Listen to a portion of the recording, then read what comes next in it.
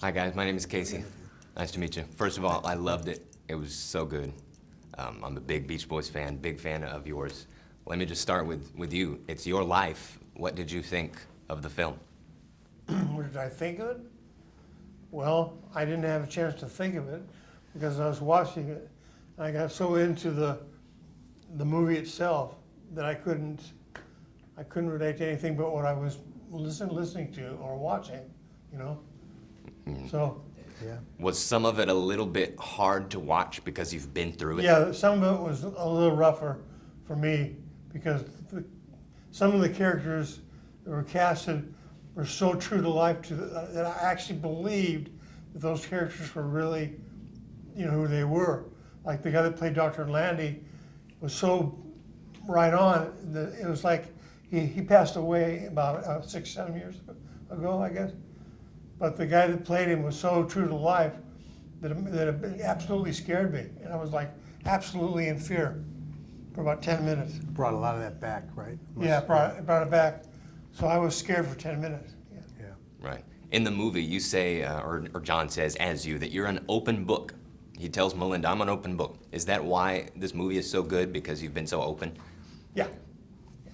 Cool. Yeah, he said when I met Brian, I went to his music room and he and Melinda and we talked, and he said, you can tell the truth, tell everything. So whatever happened, you can tell it, you know, as long as it was true. So. Okay, a couple of questions for John here. I'm nervous just meeting both of you guys. How nervous were you meeting Brian Wilson and then knowing you had to portray him on film?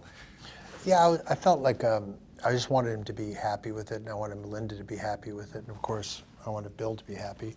But you know, it's so personal, and so I felt good that, you know, between Paul and I, hopefully he felt like we represented him well in some ways. Mm-hmm. So, and then also I know that you know, I've had just a small taste of it where people want things from you. So I also am aware that everybody wants to talk to Brian and they want to understand his genius and they want to kind of have moments with him. So I didn't want to pressure him, but yet I wanted to be around him to soak up as much of him as I could to play him. So I was very grateful they were so gracious to allow me to their home and to talk to me. Okay, they're telling me to wrap, so let me just ask Bill real quick. Describe the decision to use 2 different actors in 2 different time periods. Well, I think, again, we didn't want to do a biopic. We wanted it to be more of a portrait, painting a portrait of a great man who has led an amazing and really long and varied life. So the idea of trying to focus it on 2 different periods of in his life versus trying to cover the whole thing. And then from there, you know, it was the Pet Sounds era and the Dr. Landy era when he met Melinda. Those were the 2 that seemed the best to interweave. And so at that point, you start to think it's better to use 2 actors than 1. It's more reflective of all the different phases and eras that Brian's been through. But it also kind of lends that, I don't know, it takes a little bit of the pressure off in that you are just kind of painting a portrait, an impressionistic portrait really of a man, as opposed to trying to like do a docudrama or something like that. All right, thank you so much. Sure. Thank you. Meet you soon. Thank you. Great film. Thank you.